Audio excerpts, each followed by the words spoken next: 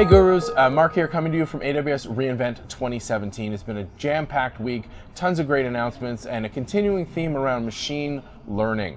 We had Dr. Matt Wood on stage at all three keynotes. That's a rarity. Normally Matt only pops out for one. And we heard it echoed in Andy's announcements as well as in Werner's. Now Matt went into some really deep technical details around algorithm selection, around platform optimization, around silicone optimization. Lots of great stuff. I recommend you check out those videos. We're not going to dive that deep right here, but I did want to get Mattias's input on some of the key announcements. Mattias from A Cloud Guru, one of the experts, one of the gurus. You know him, you love him. What are your thoughts on Amazon SageMaker?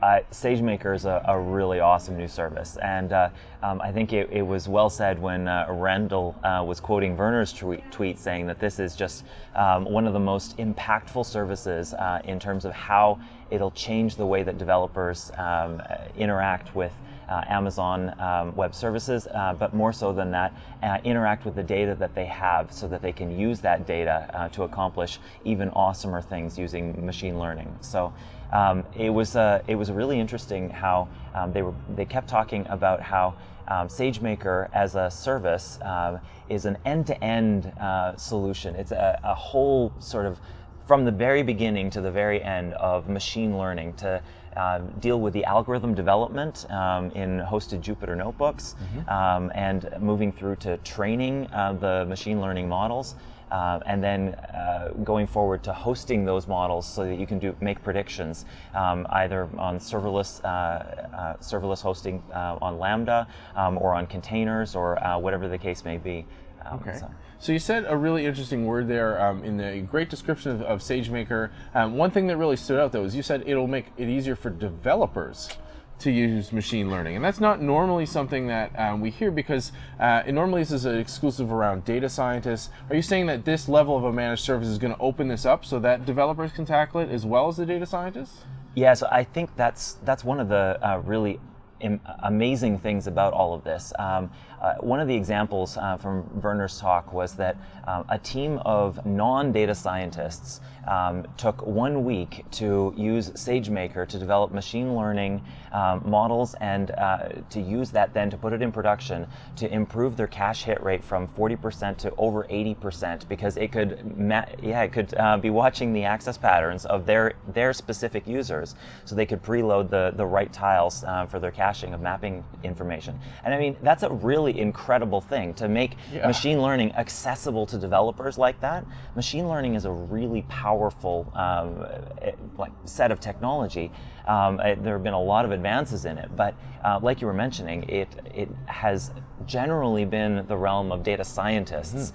And like Werner was talking about, it's the changes that they're making, the services that they're coming out with, they're trying to bring things closer to the developers to make it all accessible so that it's not such a blocker to be able to take advantage of these things. Yeah, and that's fantastic. A 2x boost in caching is massive, especially for applications like maps, like geolocation, because there's just terabytes and terabytes and terabytes of data.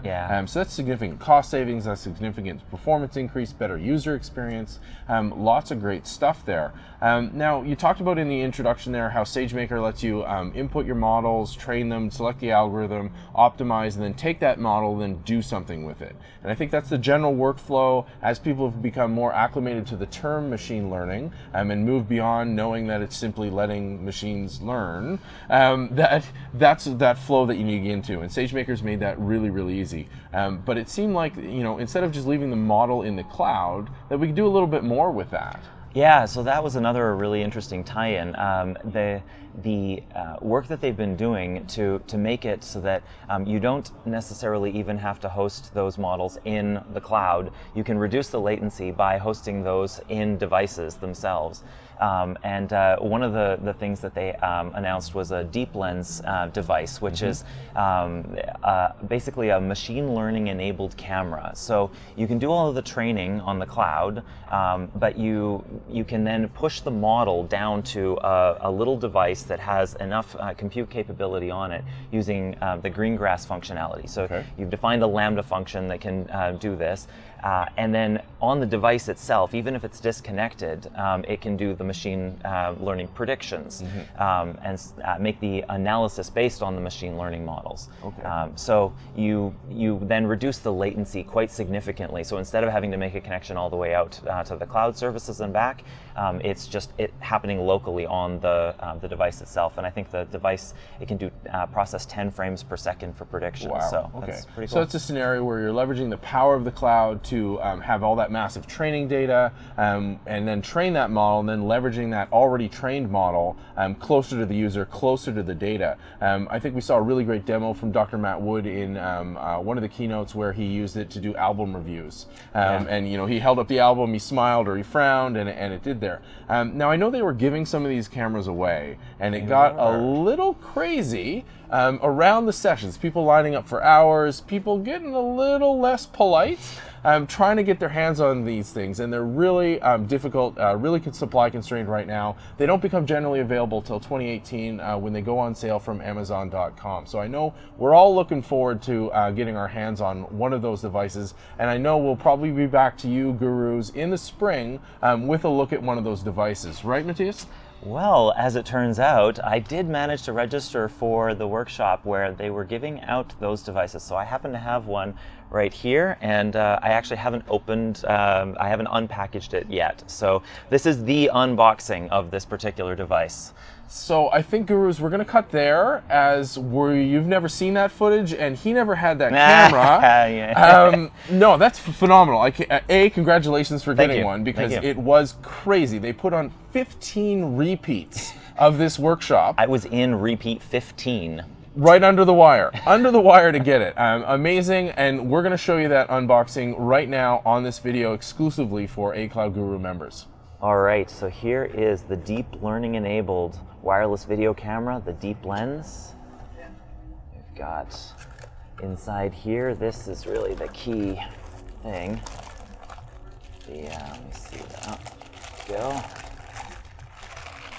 So we've got the camera here, and got some status and information. We've got mini HDMI out and some connections, but basically it's got a processor inside here that can do all of the predictions and process the images, and we can get two streams out, an MPEG stream and a motion JPEG stream for doing the predictions, and this is it here.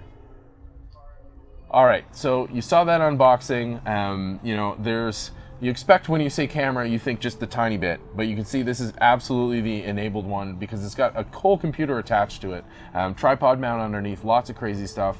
But you didn't just pick this up. You said you were in a workshop, and I think that workshop was a couple hours? Yeah, it was a 2-hour workshop, and okay. It was really interesting because we got presented with the whole workflow of, okay, so when I say whole workflow, we went through the algorithms in the Jupyter Notebook, and we were using some pre-trained models because training the model in the workshop would have been a bit of a limiter. But then we pushed it down to the camera, and we were using that to do hot dog, no hot dog detection, nice. Which I think a lot of people will be familiar with.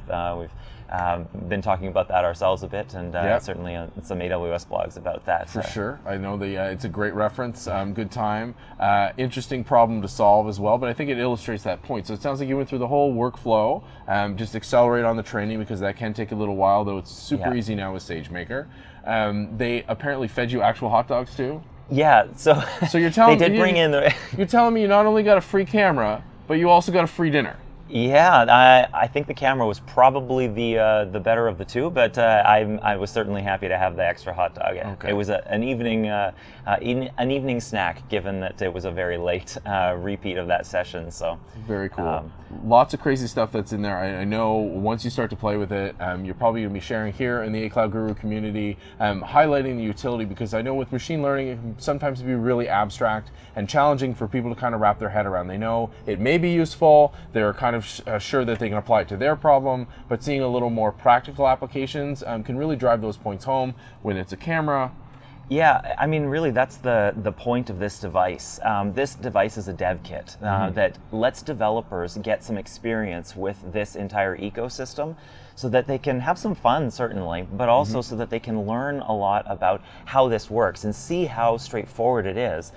Because the machine learning can be applied to so many circumstances that it's a really powerful technology, but only if people can use it.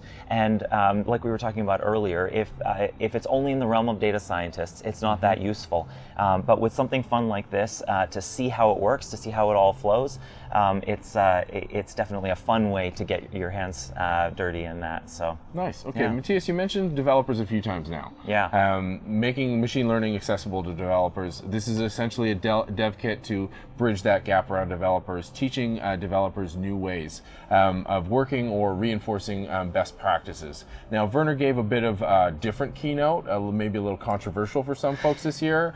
He didn't pile in the announcements, he only made one or two, but he did talk about 21st century architectures. You've been a developer for a long time, a lead developer, great experience, broad scope of problems you've tackled. What did that keynote mean to you? Well, I thought it was, I mean, I really love the announcements, don't get me wrong, but I really thought it was a wonderful way to present a lot of really important things to the broader audience. I mean, in the talk, he actually went through the business decision of availability and where you target your availability and what that means, and even the math behind systems that are connected in different ways. If you have redundant systems, then you improve the availability, and if you have dependent systems, then you reduce the availability, and just showing people the reality of those decisions.